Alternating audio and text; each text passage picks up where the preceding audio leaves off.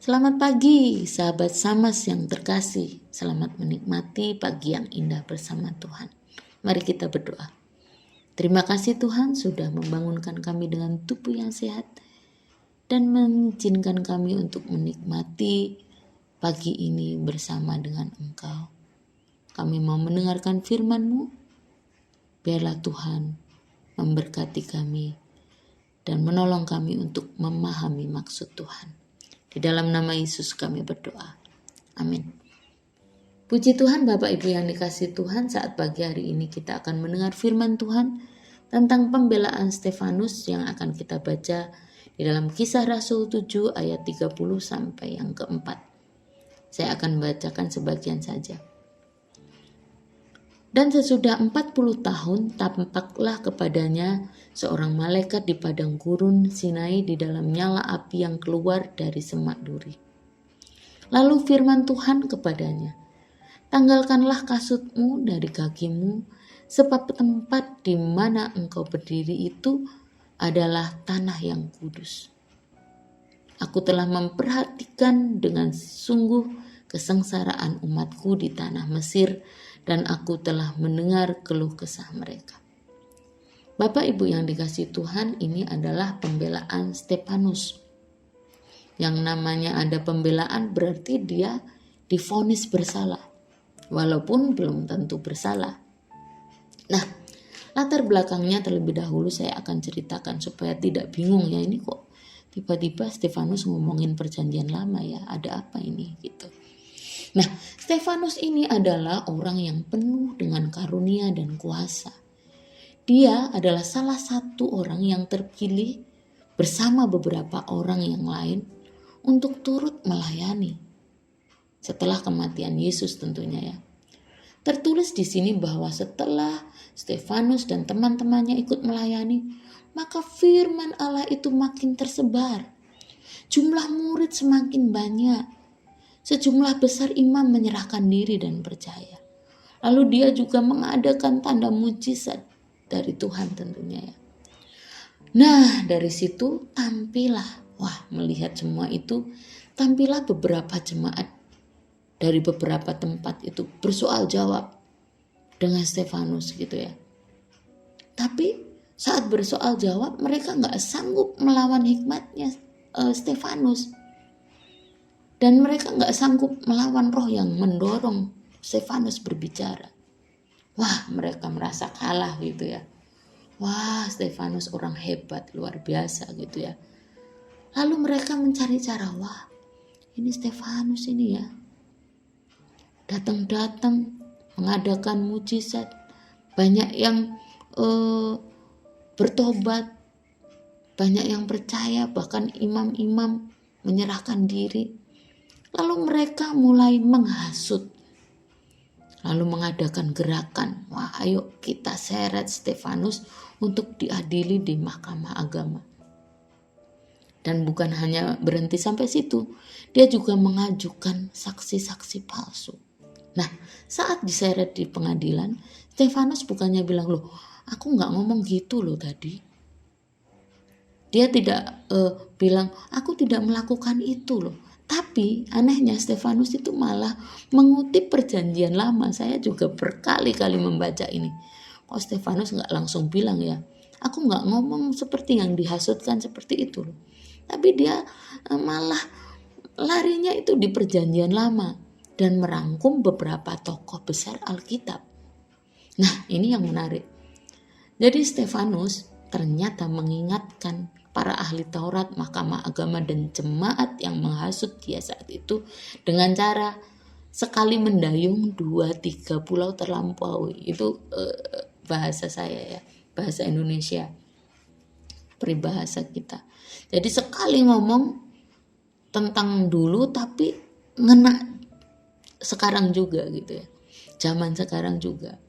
Jadi dia berbicara tentang perjanjian lama tapi maknanya juga untuk orang-orang yang mendengar pada saat itu gitu.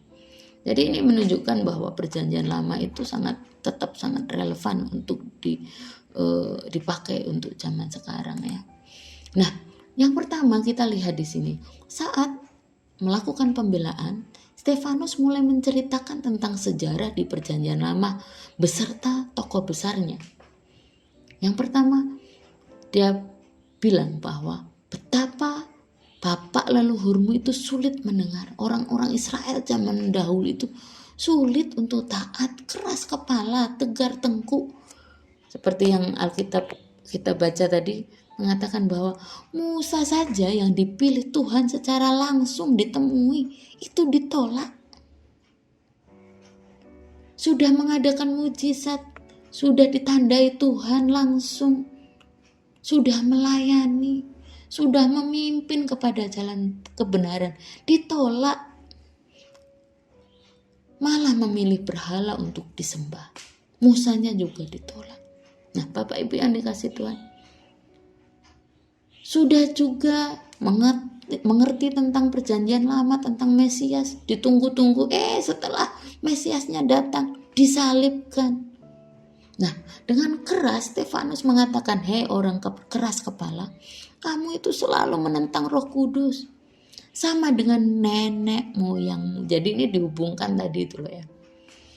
Kamu itu podo sama, bengalnya sama, tidak taatnya sama, keras kepalanya dengan nenek moyangmu yang dulu. Tak ceritain nenek moyangmu dulu itu seperti ini. Nah, itu contohnya mirip sama dengan kamu saat ini. Semua ditolak, kebenaran semuanya ditolak. Bahkan pembawa kebenarannya pun ditolak, bahkan dibunuh. Maka setelah Stefanus ngomong itu, langsung dia di ayat berikutnya dia dibunuh. Persis seperti yang disampaikannya. Bapak Ibu yang dikasih Tuhan, mari kita koreksi diri kita. Mungkin ini secara tertulis dikatakan untuk orang-orang Farisi, orang-orang ahli Taurat, mahkamah agama pada waktu itu. Tapi mari kita lihat, apakah seringkali secara langsung ataupun tidak langsung kita juga menolak sebuah kebenaran yang disampaikan. Dan bahkan penyampai kebenaran pun kita tolak. Mari mulai sekarang kita belajar menghargai kebenaran yang dinyatakan Tuhan, sekaligus menghargai penyampainya. Siapapun itu, asalkan kebenaran firman yang disampaikan, hargailah. Itu yang pertama. Belajarlah taat. Jangan keras kepala kalau firman Tuhan disampaikan. Belajar rendah hati, melakukan taat firman Tuhan. Yang kedua, kita perhatikan dengan seksama Stefanus membahas tentang iri hati yang terjadi pada keluarga saudara-saudaranya Yusuf. Dikatakan di situ bahwa sehingga bapa leluhurmu menjual Yusuf. Hal yang terjadi dahulu terulang kembali.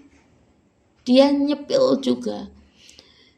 Dia ngomongin Perjanjian Lama, tapi dia sebenarnya ngomongin hal yang sekarang.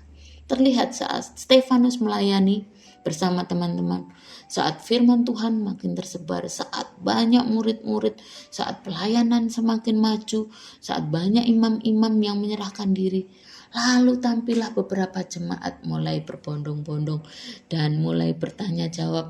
Dan saat mulai kalah, mereka mikir, wah ini tandingan ini. Ada yang lebih menonjol dari kita. Ada yang lebih hebat dari kita.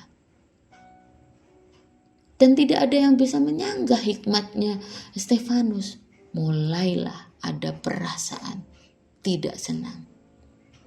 Dia lebih menonjol dalam pelayanan, lebih hebat. Lalu mereka mulai menghasut, mengadakan gerakan dan lain sebagainya.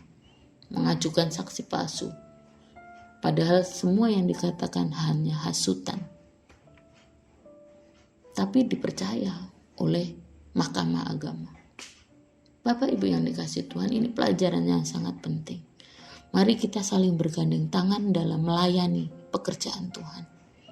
Karena saat ada iri hati, di situ selalu ada perpecahan. Seperti yang terjadi pada Yusuf dan juga Stefanus sendiri. Tuhan tidak pernah salah memberikan talenta. Kembangkan saja talenta yang ada padamu.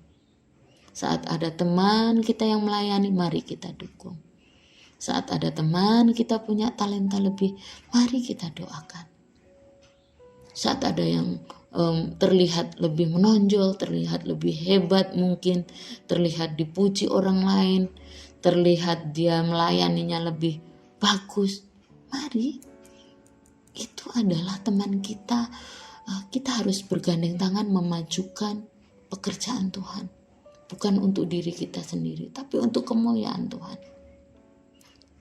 Kita dukung teman-teman kita yang melayani di dalam doa. Sambil kita juga menguatkan dan mengembangkan talenta kita sendiri. Saat teman kita semangat, berikan kata-kata dan motivasi, bukan sebaliknya. Mari Bapak Ibu yang dikasihi Tuhan, apa yang dikatakan Stefanus tentang keras kepala, iri hati dan lain sebagainya, biarlah tidak terjadi dalam hidup kita.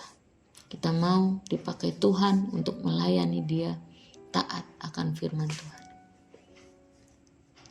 Tuhan, kami mau menjadi umat yang punya hati taat, mendengar melakukan firman-Mu. Kami juga mau menjadi jemaat yang saling mendukung, bergandeng tangan melayani, memajukan gereja Tuhan. Nama Tuhan saja yang dipermuliakan. Dalam nama Yesus kami berdoa. Amin.